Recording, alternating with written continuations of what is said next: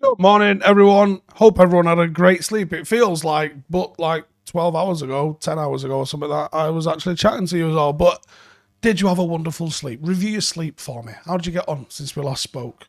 We have got some transfer talk to be getting into today, so we're going to do that in just a second as soon as my notes actually pull up. And Pau Torres is going to be the one that we're majorly talking about because he's the one that's actually seeming to start emerging as a possible option. Now, I do think that there's very likely to be both something going on with Torres and something going on with Timber. Very much in the Morata Lukaku kind of sense, where I think we'll probably start negotiating with two, and then once we figure out which one we're going to be going for, a little bit closer to the time that we sign them. So I'll read the reports and I'll give you my opinions on them. United are apparently willing to pay 50 million euros for Pau Torres, which I think is not a bad kind of price. He's bang in the middle of his sort of getting to his peak years. That's a really good price for someone like that. Apparently, Ten Hag would like a new ball-playing centre-back and wants Torres at all costs. United had a team pushing the strongest to get him, and his agent plans to travel to Manchester this week to negotiate with United over a potential contract for him. According to some others, United and Villarreal have been negotiating for Ten Hag, for Pau Torres for weeks. They want 50 million. Believe United will pay it. Everything points to this deal happening. Villarreal will not ask for the 65 million release clause to be paid as long as they don't break negotiations over 10-15 million difference. Interesting. Now, what do I think about Pau Torres? Yeah, I think he's up there, to be honest. I think he's a very, very good defender. I do have question marks over whether the suitability of how he's been deployed as a centre-half for Villarreal is exactly how he would be utilised for United. A touch of the Maguire at Leicester about it here, a little bit, but from what I can see, he's a little bit better in terms of the raw defending instincts. And I'm talking your 1v1 type stuff. I don't think he gets turned as easy. I think he defends space a little bit better. Probably not as good in the air, but no slouch in the air. I think there's a decent player in there, and I think there's something in that.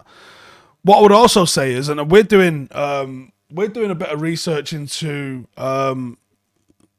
which leagues are the most effective to sign players from. We're not ready on that video yet. There's some research out there from the top 5 leagues. I want to include the Championship and Premier League transfers as well as potential academy graduate breakthroughs as well. But I'm not sure where you draw the line with academy graduate breakthroughs, because those players that get one game, is it fair to count them in? I think they're going to add to the. I think they're going to really add to lowering academy graduates sort of coming through. Maybe it's those academy players that have got 25 plus games. But we're doing some research at the moment anyway that looks at where successful transfers come from.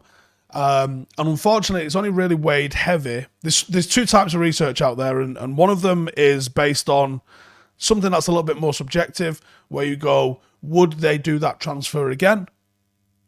And the other one is looking at expected goals and expected assists, which obviously favours very heavy to attacking players and doesn't really do you a lot of help when it looks at defensive players.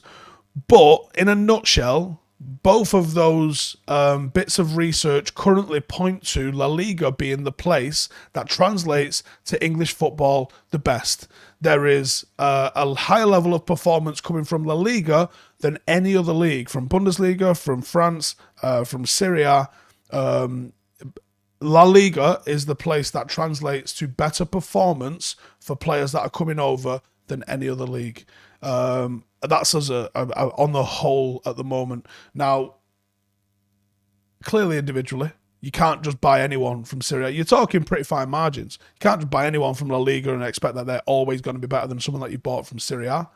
It will heavily depend on the team. It will heavily depend on the player. But as a bit of a broad rule, because I was surprised. I didn't think it'd be the case, but this is the case. So, supposedly, La Liga is the best league for players coming in and being a success. But we haven't finished that research yet. And we're trying to combine that with the Championship as well, because I think the Championship is a good league to look to. And where are players successful in the Premier League? This is one of those. So, Ronan says, surely defensive impact is a way to research for defenders. I'm sure different leagues have better attackers coming in than defenders and vice versa. Yeah, I don't know the answer to that. And the next question as well there from GOD says, does that vary by position? I don't know that yet. These are the things that we have to continue. This is why the research doesn't just take 20 minutes. This isn't something someone's done before. We're doing this. So it takes a minute. But that's something that we are looking into. But, if we look into it and we find it, I'm sure it'd be quite useful data for when we can actually talk about it and stuff like that. But yeah, that's it. There was a slight update, more or less, on De Jong. Let me just pull it up. Where was the De Jong? That one? There we go. And the De Jong one was Barcelona value Frenkie de Jong at 80 million euros minimum. PSG have sounded out Frenkie de Jong's entourage. United, Bayern Munich and City have already met with de Jong. Barcelona expect some movement this week. Now, I'm pretty sure I saw something saying that it had to be done by June, or back end of June perhaps. But it does look like that someone's going to have to move pretty quickly on this. Barcelona are apparently targeting the likes of Ruben Neves and Zubimendi should de Jong leave this summer. So, interesting. 80 million euros, I think that translates to somewhere in the region of 68 to 70 million pound. In the grand scheme of things, I think that's probably good value for a player of his quality, to be honest. My only gripe at the moment is, if the talk of him saying, I just want to play Champions League football are true, then you got to question why he's coming. Yeah. One of the comments here, Giles mentioning that could be a good shout, actually. He says, so Torres for centre-back, Timber looked at as the right-back replacement and maybe a backup centre-half. That's not a bad shout, actually. And maybe that is the case. If that is the case, you've improved the back line, haven't you? X-Gen Gameboy says, what is the first priority, De Jong or CDM? I think the first priority is the one that you can get in. If you can get Frenkie de Jong in and do it early doors while you're figuring out which defensive midfielder that you want to get in, then you get it done. There's no point saying, well, Frenkie de Jong's not our priority. If he's available and he wants to come, you get him in. Now, obviously, there's a big thing on him not wanting to come. Jai Gill says, thoughts on Tielemans to Arsenal? If Arsenal get Yuri Tielemans, now there was rumoured to be in for Gabriel Jesus, and I don't like saying it like that. I just want to say Jesus. Why am I afflicting accents? Gabriel Jesus, Raheem Sterling, and Yuri Tielemans. If they bring those three in, they've added some strength and depth to that squad, which will probably do them really well. Those three players really do level up what Arsenal have got.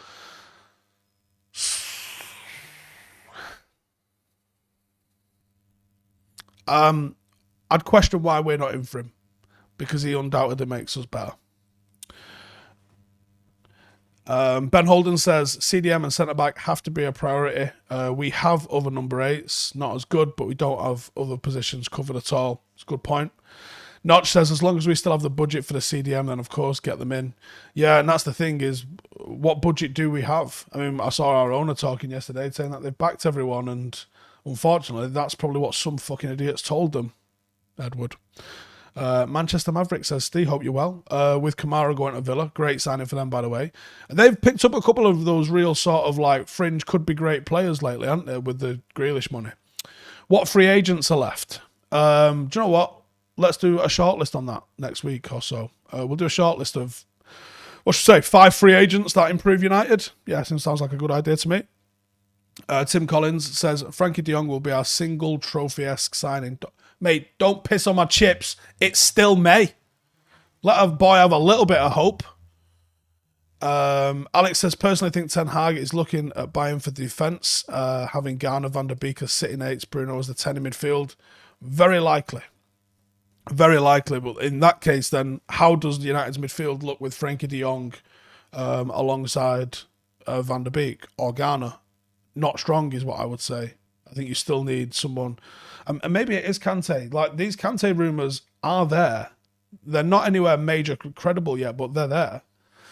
Gurav with a super chat says, do I think United won't be as successful till our ex-players and pundits drop their biased agenda and opinion? No. I don't get what's biased about any of their agendas. None of them really agree on anything apart from that United have been shit. I mean, Paul Scholes doesn't talk the same way Rio does. Rio doesn't talk the way Gary Neville does. Gary Neville doesn't talk the way Roy Keane does. What are you asking from them? And I don't get what's biased about what they're saying. I mean, apart from Gary Neville, who tries so hard to be neutral, what bias do you think is a problem, or what agenda is a problem here? I would probably agree that they was a little bit softer on Ollie than they have been on other and previous managers, but he's a mate, and you are going to be different when it's your mate. You're just going to be. The same way you've seen Evra defending Pogba.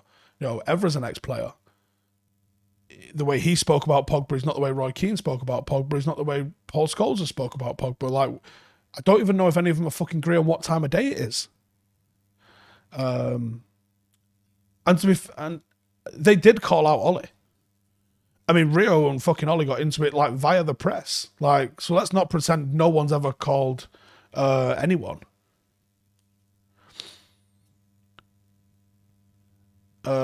Jack says, love the videos, getting me through food poisoning today. Oof, what have you eaten? And Alexa says, Ollie was a clown, was he? Right, okay. Well, we're the fucking circus, aren't we? So we might as well have fucking clowns.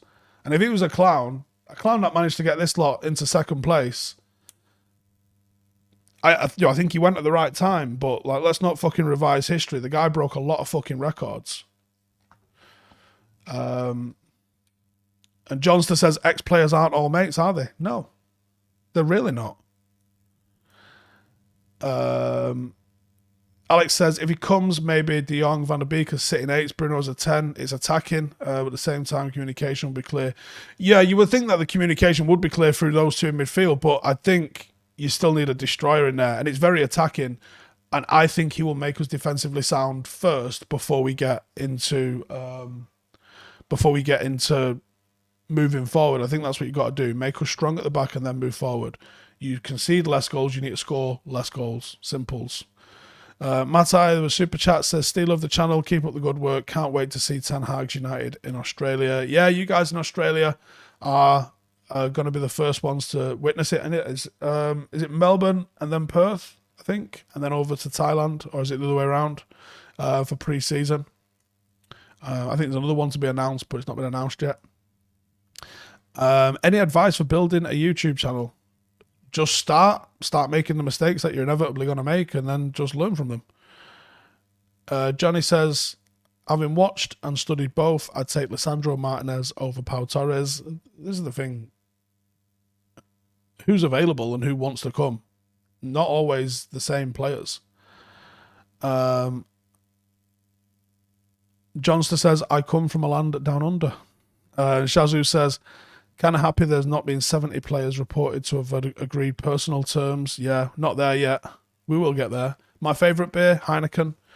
Mohammed says, do I think Bruno will struggle to adapt to Ten Hag's way of playing as it focuses a lot on his weakness? What's his weakness? Are you talking about holding possession? No. I mean, Messi did all right in a Barcelona team that was possession heavy, wasn't it? I don't know where this fucking losing possession thing comes from. Some fucker who doesn't understand football is what it is. There's a time and a place to lose possession. If you're losing possession in the D, of your own D, problems. If you're losing possession in the opposition D, not problems. Do I think Bruno could fill a role similar to how Tadic was used in the Ten Hag system?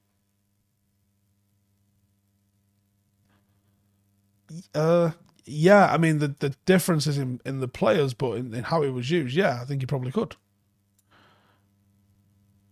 What do I think about all the news leaking from players about how morale is under Rangnick? I just want them all to fuck off.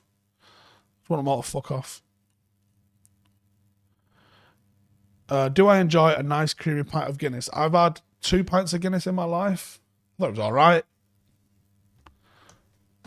Alex says, if we have Torres with Varane, Timber at right back, Brandon left back, that attacking midfield could work. I still think...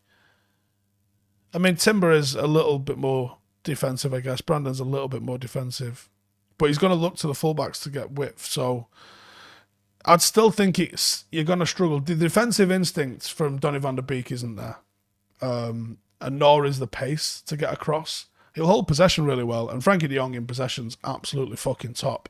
And he's good box to box. But he ain't Kante. And positionally wise, yeah, being a little bit deeper could probably make it work. But what you've done in the Dutch league with the players that you've had in the Dutch league, where you know you're going to be possession based and you know you're one of the better teams in the league, I know, and they still did it in Europe, granted, I still think you're going to struggle without that sort of destroyer to help clean up, because United will get done on the counter time and time and time and time again. Do players plus cash offers ever really work? We have a lot of deadwood. A lot of the deadwood that we've got is just out of contract. Pete says, I'll buy you a proper pint of Guinness when you visit Ireland. I've only ever tried Guinness in Ireland. I've never tried it here. Shivank says, do I think Kante will be similar to Matic signing for United after his peak? Yes, but I'm not asked. You can't sign you're not going to be able to spend 80, 90 million on every single player that you get. You're going to have to get some cheap buys in and stuff like that. This is what I mentioned Max Aarons yesterday on the podcast with Rio, and the Mail have done an article this morning saying Rio Ferdinand says United should sign Max Aarons. He didn't, I did. He just didn't disagree. Kessie at Barcelona is a done deal, says Skywalker. Fardeen says, could William Saliba be an alternative centre-back? You ain't getting him, I don't think. Basuma, anyone? Here's the problem. You try and buy from another Premier League team, unless they've got a contract expiry thing happening, and you're going to struggle to get them out of there. And that's what I think could be the situation, trying to get someone from Brighton. They've got a couple of players that I would take. But you try and buy them, I think you're going to struggle. Gurav there with a super chat. Biased in the sense that all the blame is going on Ralph, and I bet you for a fact they wouldn't want him having a higher authority, which we know is needed at the club to rebuild it. I don't know who you've been watching, but the pundits, the ex-player pundits, are not just blaming Ralph. I mean, fucking hell, one of them, I'd literally been on a podcast talking about how the players have shit a bed this year. Like, it's just not true, is it?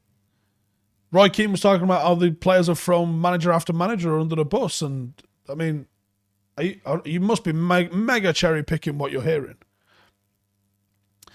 Brandon Williams, yay or nay? I think every one of them youngsters is going to get a chance. And it's on them now. They're going to pick the new team. The players will pick the team. Jed Spence, I'd love Jed Spence. There's some talk. Ganzo says, Rio blamed Ralph, said he shouldn't be allowed to do another press conference. I was literally fucking sat next to him when he said that. It's been taken out of context of what he was saying. Rio was saying he wasn't happy with what he was saying in press conferences. Didn't say the reason we are shit is because of what he was saying in press conferences. He just said he didn't like the way it was aired. He did contradict himself a little bit, because he said, we probably owe Mourinho a little bit of an apology for what he said. He's also said Ralph is bang on with what he's saying about some of the players, and the players have down tools.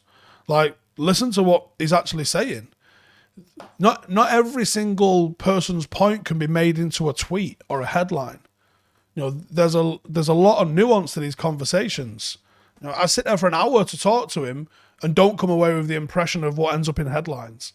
Like, I see headlines from our podcast and I go, who the fuck said that? And I'll be like, Rio said that. You're like, no. Yeah. There you go. John Charles O'Rourke says, in the context, he said, if he was the club, he wouldn't be happy with Ralph, not that he wasn't happy himself. And he was literally talking about the press conferences. Wasn't talking about his performance. Wasn't talking about Ralph being a good or bad manager. I don't even think he's even said anything on that. I think he said he's been a bit disappointing, but fucking hell, he has been disappointing. That's just factual. What we thought he might do and what he's actually gone and done. But how much of it can you put on Ralph, and how much of it... I mean, yesterday was literally talking about we mentioned that supply teacher kind of line or analogy. And I think he was like, yeah. Ten Hag on the preseason games, yeah, useful, definitely, because we have to get into a way of playing. We need to have to present our way of playing, and with our way, I mean the Man United way. I mean, the way Ajax playing was very much suited to how United would like to play as fan base and as a club. But, you know, getting on that one. Would I take Januzaj back? He's available after being released. You got to ask, why is he being released?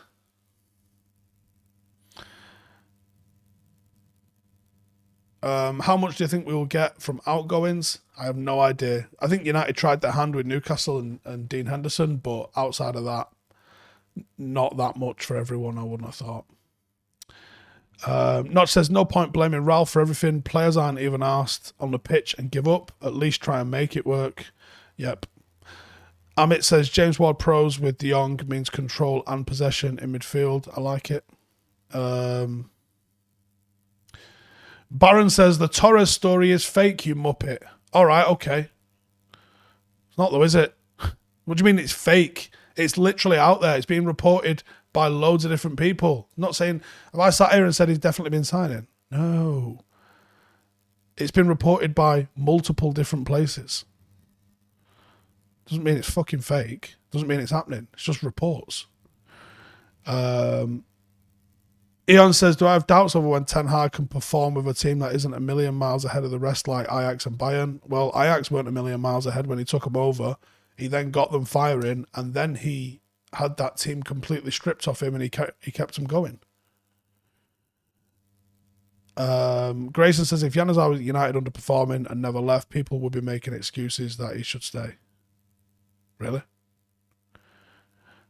Ideal centre-back, in my opinion, I'm not sure there is one. Not available anyway, I don't know. It depends.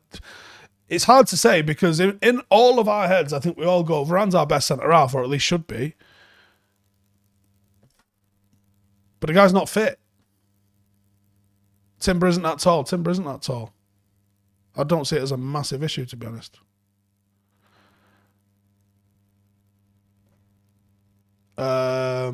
Dave Gardner says Henderson 25-30 mil, Wan-Bissaka 2025, Tellers 10-15, Bay 10-15, Maguire unlikely 30, Marshall 35-40, Jones tenner.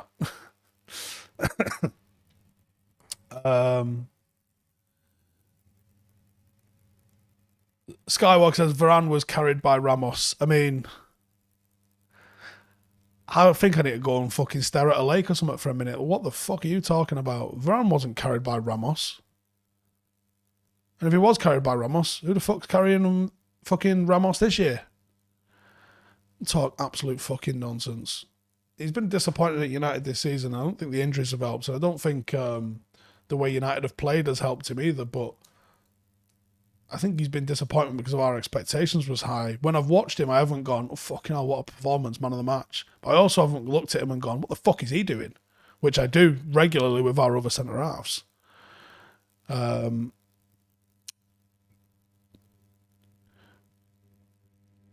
SS says, fraud Varane selling for a bag of chips. And HMD says, Varane is injury prone. I was against him in the first place. Right, I think that's not accurate. Let me just have a look.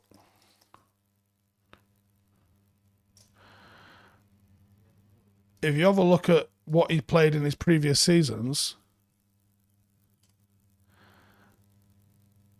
he's played over 30 games for the previous 3 seasons. In 2018, he only played 27, but he's finished the last 4 seasons with over 40 games in every one of those seasons.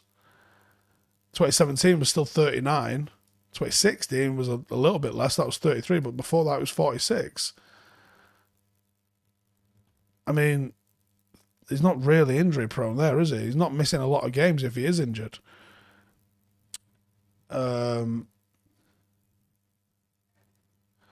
Omo says, in the mix, what is the mix between getting the manager wants and what's right for the club? I don't rate Torres at all. Can United build around Van der Beek?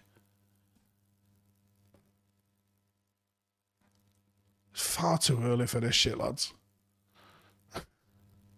The mix in getting what the manager wants, what the player wants, is all about having a director of football who's got the vision that aligns with the club. Sir Alex Ferguson was a de facto director of football at United in his last 20 years, probably, because he was the real one in charge. He knew the vision. The vision was the right vision for the club and for the team, and he had the ultimate authority. I think that's changing. I think that's changed across the world. And I think you're probably seeing... You're probably going to start to see signings that the club are happy to make. And when you say the club, that's probably just the opinion of like the finance guy and the director of football. But the manager's got to have ultimate say and ultimate impact because he's the one that's got to get a tune out of them. And I think that's going to be the most difficult thing to sort out. What about the left-footed lad that we're on about?